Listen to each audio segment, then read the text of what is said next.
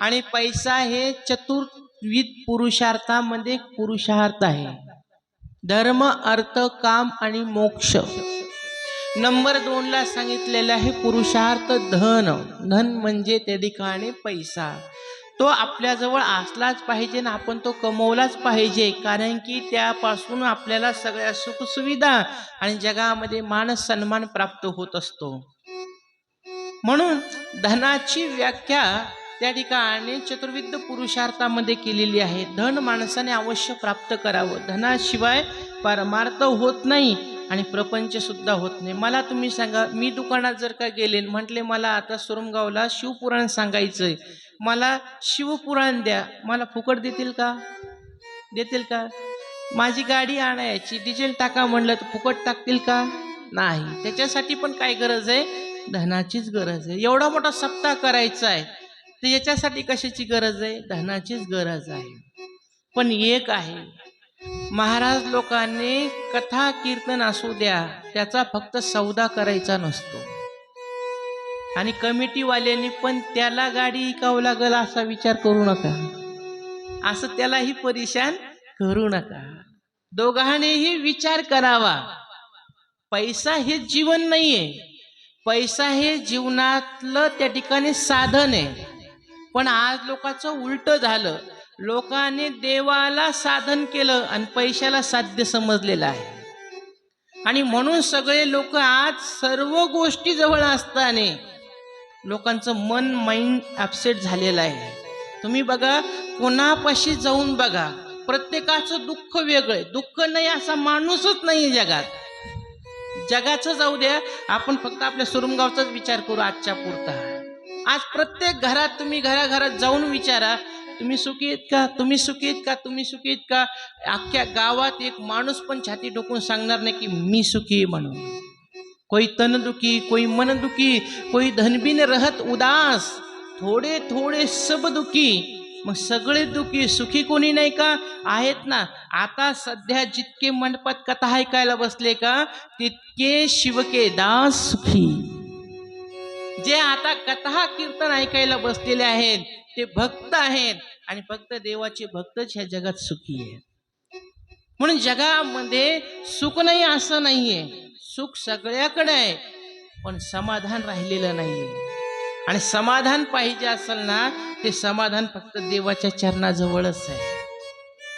म्हणून लोकांनी आज काय केलं, देवाला प्राधान्य द्यायचं सोडून दिलं, देवाला साधन बनवलं. मला आमकं प्राप्त होईल म्हणून देवाची पूजा करायची, माझ्या मुलीला मुलगा होईल म्हणून मी महादेवाचे उपवास करायला लागले, माझा मुलगा नोकरीला लागल म्हणून मला उपवास करायचे, मला देव भेटावं म्हणून उपवास नाहीये. आपण देवाला साधन बनविलंय आणि पैशाला साध्य बनवलेलं आहे. असं आपलं जीवन झालंय. म्हणून उलटी श्रंखला झाल्यामुळं आपल्याला जीवनात सगळं असून सुख नाहीये, सुख नाहीये. मला तुम्ही सांगा, इथं बसलेले प्रत्येक जण माझ्या सहित 25 वर्ष आपल्या जीवनात मागं जा, 25 वर्ष मागं जा. आज आपल्याला घरामध्ये ज्या खायप्याच्या वस्तू आहेत, ज्या वापरायच्या वस्तू त्या होत्या का? 25 वर्षापूर्वी होत्या का? होते का? सुरमगावमध्ये एवढे मोठमोठे घरं होते का? गाड्या घोड्या एवढा मोठा सप्ताह होता का सुरमगावमध्ये? नव्हता. पण आज सगळ्याला भेटला की नाही ते बघायला आहे का नाही सगळ्या गोष्टी. मग समाधान राहिलं का? नाही राहिलं का? समाधान नाही राहिलेलं आहे. म्हणून समाधानाचा शोध जीव घ्यायला लागलेला आहे आणि समाधान फक्त गुरुच्या शब्दामध्ये. गुरु तेथे ज्ञान, ज्ञानी आत्मदर्शन, दर्शनी समाधान आती जैसी. म्हणून कथा ऐका, म्हणून कीर्तन ऐका, तुम्हाला समाधान प्राप्त होईल. देवाला साधन बनवू नका, देवाला साध्य बनवा, जीवनात समाधान भेटल. एक वेळेस असंच झालं, लक्ष्मी नारायण दोघं जण वैकुंठामध्ये बसले. ऐका महिला मंडळ सुरमगाव, ऐका. लक्ष्मी नारायण वैकुंठामध्ये बसले आणि बसल्या बसल्या लक्ष्मी म्हणली मला जगात किंमत जास्त आहे. नारायण म्हणले मला किंमत जास्त आहे. ती म्हणली तुम्हाला तेवढी किंमत नाही जेवढी किंमत मला आहे. नारायण म्हणले असं नाहीये, बघ म्हणले गावगाव सप्ते चालले, पूजापाठ चाललेला आहे, मंदिराचे बांधकाम चालले, सगळीकडे माझीच पूजा, माझंच त्या ठिकाणी नामस्मरण चाललंय. ती म्हणली हे सगळं स्वार्थासाठी, फक्त माझी पूजा जगामध्ये होती, मलाच किंमत आहे तुमच्यापेक्षा. नारायण म्हणले असं होऊ शकत नाही. ती म्हणली मी तुम्हाला कृतीतून सिद्ध करून दाखवल. कसं करणार? म्हणजे चला माझ्यासोबत. लक्ष्मी नारायण आकाशातून येऊ लागले मृत्यू लोकामध्ये. ऐका बरं का, चिंतन खूप छान आहे. लक्ष्मी नारायण आकाशामध्ये आले आणि आकाशातून मृत्यू लोकात यायचं तर तितक्यात एक प्रेत निघालं होतं स्मशानभूमीकडे. मड निघालं होतं स्मशानभूमीकडे. आता ते मड निघाल्यावर त्याचं पोरग पुढं होतं, जो माणूस मेला का त्याचं पोरग गाडगं धरून. माग 4 खांदेकरी त्यांच्या खांद्यावर ते प्रेत होते आणि त्या प्रेताच्या माग 4-5 पोरी, 4-5 लेडीज होत्या. त्या वारा घालायला लागल्या, रडायला लागल्या. त्याच्या पाठीमाग माणसं, त्याच्या पाठीमाग बायका, मोठमोठ्याने रडणं चालू होतं. आता तुमच्याशिवाय आम्हाला कोण होतं, तुम्ही गेले, आमचं जगच बुडालं, आम्हाला आता कोण सांभाळीन, तुमच्याशिवाय आम्ही कसं जगायचं. मोठं मोठं रडणं चालू होतं. ते सगळं पंचम स्वरामध्ये चालू होतं. सगळ्यात सोपं ते सगळं रडणं चालू होतं. मग त्यावेळेस लक्ष्मी मातेने विचार केला, नारायणाला म्हणली बघा आता ही अंत्ययात्रा निघालेली, सगळे लोक दुखी आहे की नाही, सगळे लोक रडते का नाही, बघा म्हणली आता इथं मला कशी किंमत आहे मी तुम्हाला सिद्ध करून दाखवते. ते मड निघालं होतं, सगळ्यात मागं पाहुणे रावणे चालले होते आणि तिथं लक्ष्मीनं वरून 200च्या नोटाचा पाऊस पडला. आता ते 200च्या नोटा आकाशातून पडायला लागल्या आणि त्या पाहुण्या रावण्याने बघितलं. पाहुणे रावणे म्हणले माणूस मेलय म्हणले ना, आपल्या त्याने तरी काय होणार आहे म्हणले, आता याला नेऊन जाळायचंच आहे, जाऊ द्या म्हणले, याचे पोरं ते लेकीबाडी चाललेले आहेत, घ्या पैसे गोळा करून म्हणले. लोक लागले ना मागं पैसे गोळा करायला. ते 200च्या नोटा खिशात पोटात वर इनमध्ये टाकायला लागले. त्याच्या पुढं थोडेसे घरचे भावकीतले लोक चालले होते, त्यांच्या अंगावर सुंदर असणाऱ्या 500च्या नोटाचा पाऊस पडू लागला. हे लक्ष्मीचं काम चालू होतं. वरून 500च्या नोटा पडू लागल्या. भावकी म्हणले जाऊ दे, येणे तरी कुठं आपल्याला सुख दिले होता तो रक, जाऊ दे म्हणलं, आता जाऊन तर मरणार, जाळायचंच म्हणले, याला घ्या पैसा गोळा करून म्हणले. पाऊस पडायला लागला पैशाचा. तिथं पाठीमागं सगळे लोक 500च्या नोटा गोळा करायला लागले. काय करू लागले? 500च्या नोटा गोळा करू लागले. आता ती अंत्ययात्रा चालताना लोक शेवटच्या वेळेस म्हणत असते राम नाम सत्य हे, राम नाम सत्य हे, राम नाम सत्य. मेल्यावर होतं तवरक नाही घेतलं आणि मेल्यावर लोकांना कळतं राम नाम सत्य आहे म्हणून. पाठीमागच्या लोकांचा आवाज येत नाही, पाठीमागच्या लोकांची चाहूल लागत नाही, म्हणून रडणाऱ्या 4-5 पोरी होत्या. त्यांनी मागं बघितलं तर 500च्या नोटाचा पाऊस पडायला लागला. त्यांचं मन चलबिचल झालं, म्हातारा तर गेलेच म्हणले, पण आता इथं 500च्या नोटाचा पाऊस पडायला लागला. यांच्या मनातली चलबिचल बघून लक्ष्मी मातेने 2000च्या नोटाचा पाऊस पडला त्या पोरींच्या अंगावर. त्या पोरीच्या अंगावर ते पाऊस पडायला, रडणंच थांबलं, मोह संपला पैशाला बघून.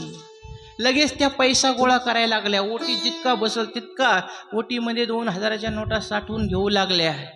खांद्याकऱ्याने बघितलं, ते म्हणले याला नेऊन आपण तिथं जाळणारच आहे, हे लोक लागले पैसे गोळायला, आपण कशाला फुकट त्रास करून घ्यायचा. त्यांनी ते मड खाली टुलन ते पैसे गोळा करायला लागले. पुढं पोरग चाललं होतं. पोरग म्हणला मागून काही आवाज येत नाही, कोणाची चावल लागत नाही. पोरांनी मागं पाहिलं तर लोक सगळे पैसे गोळा करायला लागले. मड खाली पडलेलं होतं. पोरग म्हणलं हे म्हाताऱ्याला आता जाळायचंच, हे काय आपल्याला सुख देणारे. आता सगळे लोक पैसे गोळा करायला लागले, आपण पण पैसे गोळा करावेत. म्हणून त्याने ते गाडगं खाली ठेवलं आणि तो यांच्यात आला आणि तो सुद्धा पैसे गोळा करायला लागला. लक्ष्मी माता म्हणली बघा अंत्ययात्रा होती, कोणाचा बाप मेला, कोणाचा भाऊ मेला, कोणाचा सोयरा मेला, कोणाचा भाऊ मेलेला आहे, सगळे दुःखी होते, पण माझ्या समोर सगळे दुःख विसरले का नाही? विसरले का नाही? पैशासमोर सगळे विसरले का नाही? नारायण बघा म्हणले तुम्हाला किंमत नाही, जगात मला किंमत आहे, जगात मला किंमत आहे.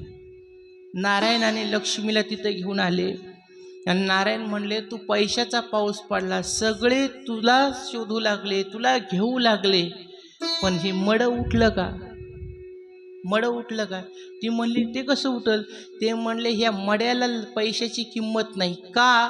तर त्याच्यात मी नाही आहे. तुला किंमत मी आहे म्हणून आहे. जोपर्यंत शरीरात जीवरूपी परमात्मा आहे तोपर्यंत ह्या सगळ्या गोष्टीला किंमत आहे. आणि शरीरातला जीवच निघून गेला तर अवघ शून्यच आहे. या जगात मग कोणत्याच गोष्टीला किंमत राहत नाही. म्हणून जोपर्यंत हे शरीर आहे तोपर्यंतच ह्या गोष्टीला किंमत आहे. नंतर कोणी ह्या गोष्टीला विचारत नाही.